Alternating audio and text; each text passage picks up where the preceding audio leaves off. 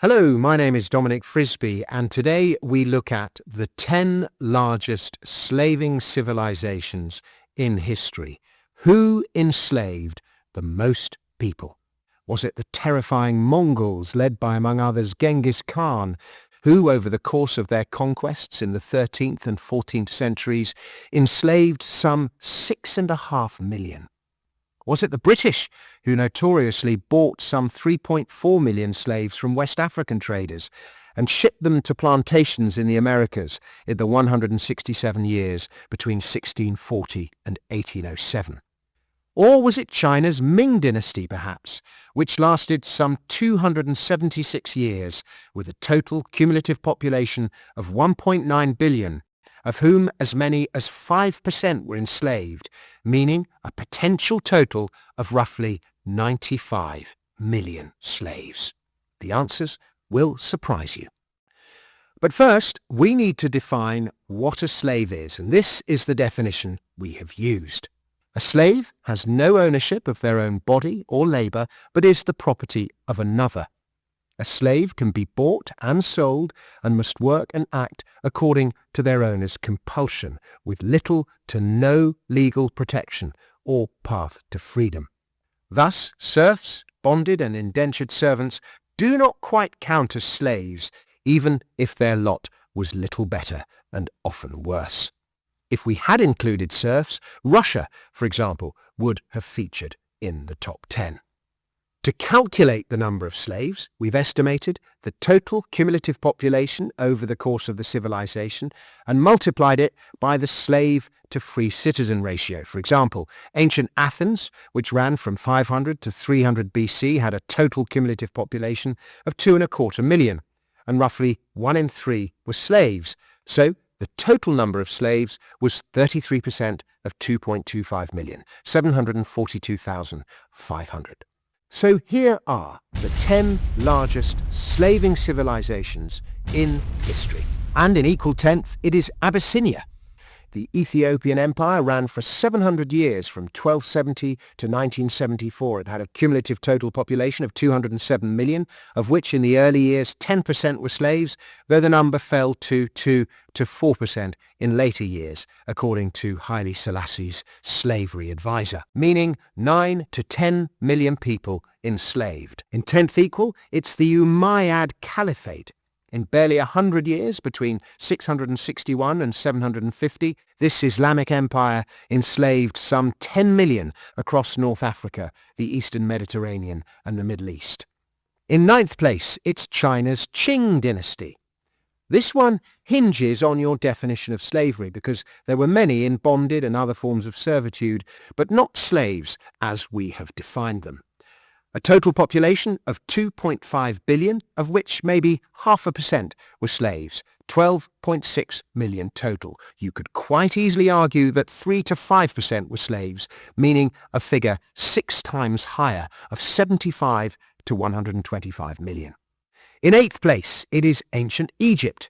From 3000 to 30 BC, this empire had a long duration and a cumulative population of 264 million, of whom roughly 5% were slaves, meaning a total of 13 million.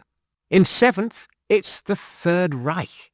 In just 12 years, the Nazis managed to enslave as many as 26 million people, mostly abducted from Central and Eastern Europe, the fastest enslavement rate of any civilization ever.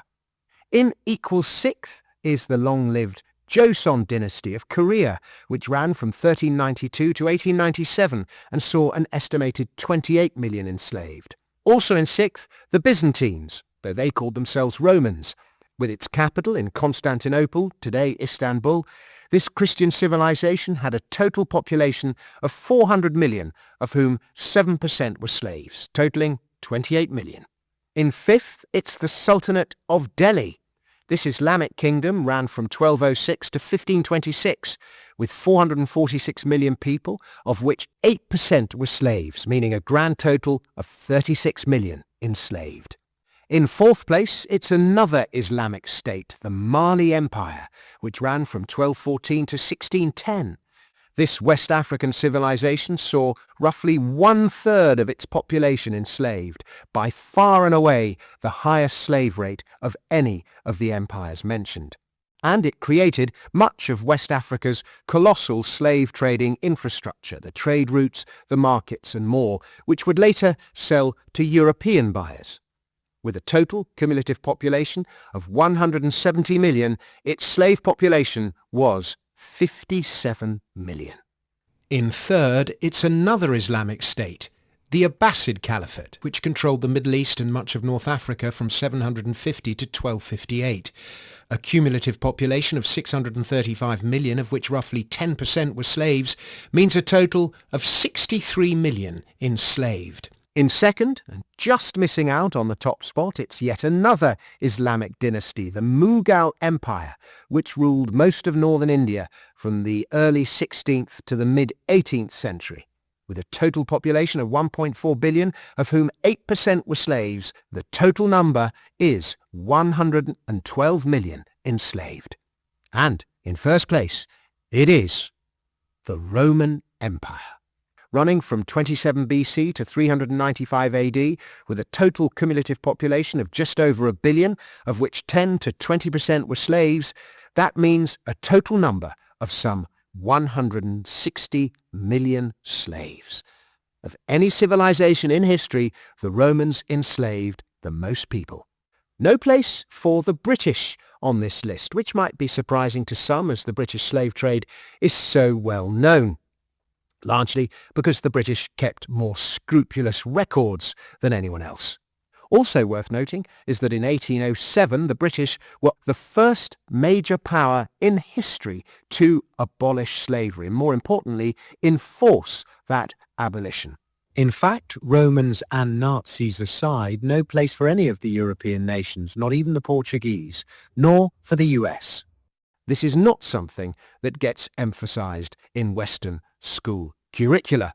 Nor is there any place for the Ottomans, which might surprise some, as Romans aside, the Islamic Ottomans were probably the greatest slave traders in history. The Ottomans stole enormous numbers of people into slavery from Africa, the Mediterranean, and Eastern Europe, Poland, Ukraine, and Russia. In fact, the word slave derives from Slav. As many as 10 million passed through their markets. But because the Ottomans, like the Abbasids before them, castrated many of their slaves, slaves could not breed in the way that they could in, say, the Americas, so their numbers did not multiply generation after generation, and any legacy was largely wiped out, meaning the Ottomans don't make the top 10. Remember that slavery is as old as human civilization, if not older, and it still goes on.